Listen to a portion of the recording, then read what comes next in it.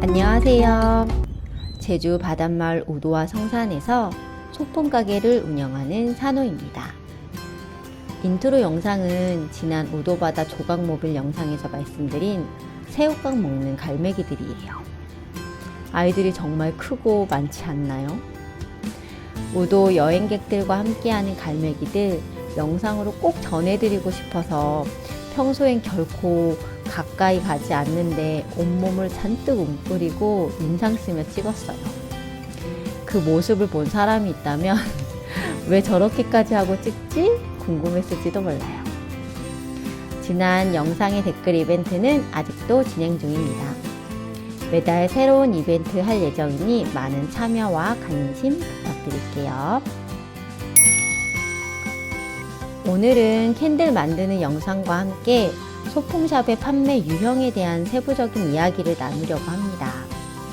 며칠 전에도 소품샵 운영하는 게 꿈이라던 손님이 오셨어요. 또 댓글 가운데 언젠가 제품을 만들어 우도아이와 제주아이에 입점하고 싶다는 분들도 계셨고요.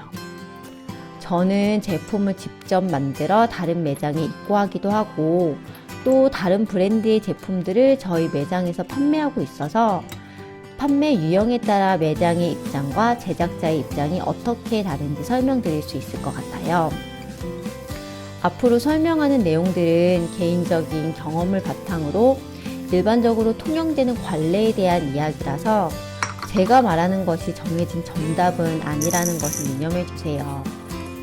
매장과 제작자와의 조율에 따라 조금씩 다를 수 있다는 점도 참고해 주세요. 판매 방식은 크게 세 가지로 나눌 수 있어요. 위탁 판매, 사입, 그리고 자체 제작입니다. 매장과 제작자 양측의 입장으로 세세하게 장단점을 알려드릴 예정이어서 앞으로 총 3부작으로 영상을 업로드할 것이고 오늘은 위탁 판매에 대한 이야기로 먼저 시작해 보려고 합니다.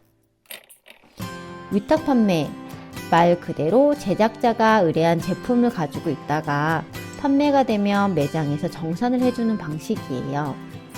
매장 입장에서 위탁 판매의 장점은 1번, 선지급이 아니고 판매 후 입금 정산으로 경제적인 부담이 적습니다. 2번, 해당 제품을 더 이상 판매하지 않게 될 경우 재고를 되돌려줄 수 있어 재고의 부담 역시 낮습니다. 단점은 1번, 판매 후 정산으로 매장의 수수료가 사입보다는 적기 때문에 이익 역시 낮다는 점이에요. 사입의 수수료가 판매액의 40에서 50%라면 위탁 판매의 수수료는 이보다 마이너스 10%라고 생각하면 될 것 같아요. 비율보다 좀 더 쉽게 이해할 수 있도록 금액으로 다시 한번 설명드릴게요. 제품 판매 가격이 1만원이라고 가정하고 수수료가 30%라면 매장에서는 제품을 판매하고 난 뒤 3,000원을 수수료로 책정하여 제작자에게 7,000원을 입금하는 거예요. 매장 수수료 3,000원에는 일반 과세자라면 1,000원은 부가세로 국가에 무조건 세금으로 납부해야 하고 남은 2,000원에서 매장 운영비, 예를 들면 임대료, 매장 공과금, 인건비 등등을 제외한 금액이 순이익이 되는 것이에요. 위탁 판매의 단점 2번. 위탁 판매는 제작자나 작가가 선호하는 방식이 아니어서 진행하기 어렵다는 점이에요.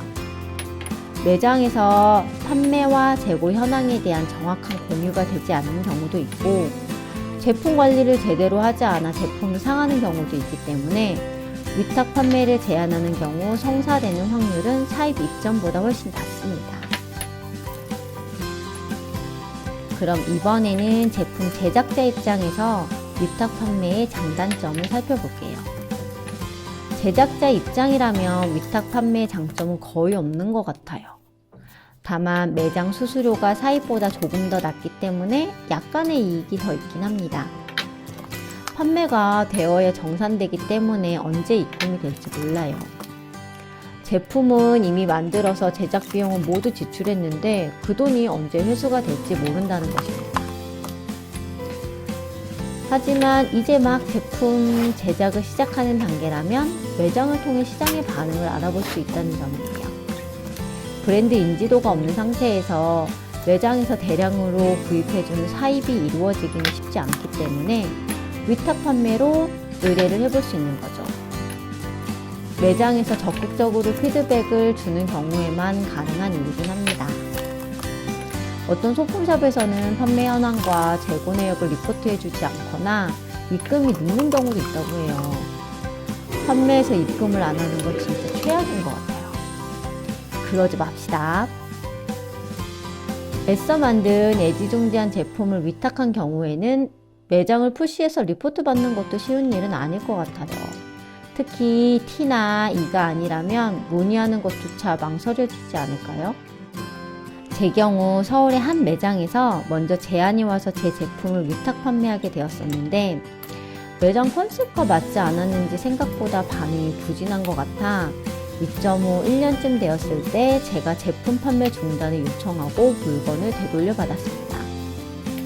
그런데 재고 관리가 잘 되지 않았는지 제품에 오염이 묻거나 훼손돼서 돌아와서 무지 속상했어요. 판매가 어렵게 된 제품에 대한 보상을 문의했더니 계약서에 일정 % 이상 분실 또는 훼손에 대해서는 그쪽에서 책임지지 않는다는 조항이 있다고 하더라고요.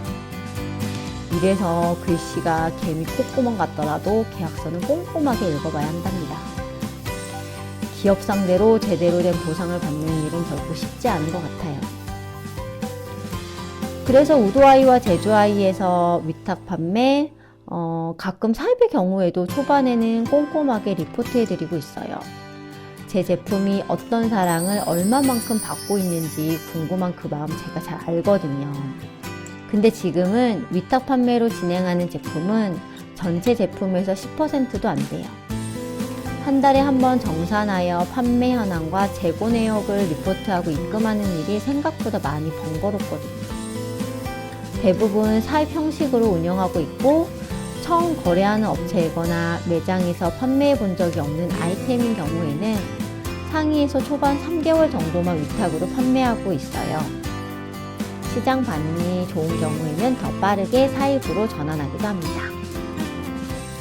전국적으로 소품샵이 많이 생기고 또 개인 제작자가 늘어나면서 어떤 소품샵은 위탁 판매도 입점비를 지불해야 가능하다고 해요. 이런 경우 입점비 이상의 수익 창출이 가능하다고 판단될 경우에만 진행하면 좋을 것 같아요. 이상으로 양측의 입장에서 위탁 판매의 장단점을 알아보았습니다. 제가 놓친 부분이 있다면 댓글에서 더 많은 이야기 함께 공유해 주시고 또 위탁 판매에 대해서 궁금한 점이 있다면 댓글로 남겨주세요. 판매 유형 2부는 사입이에요. 사입도 여러 종류가 있는데 제가 우도아이와 제주아이를 통해 경험하고 있는 부분에 대해서는 자세하게 준비해서 알려드릴게요. 오늘의 영상은 여기까지입니다. 지금까지 시청해주셔서 감사해요. 다음 영상에서 또 만나요. 안녕.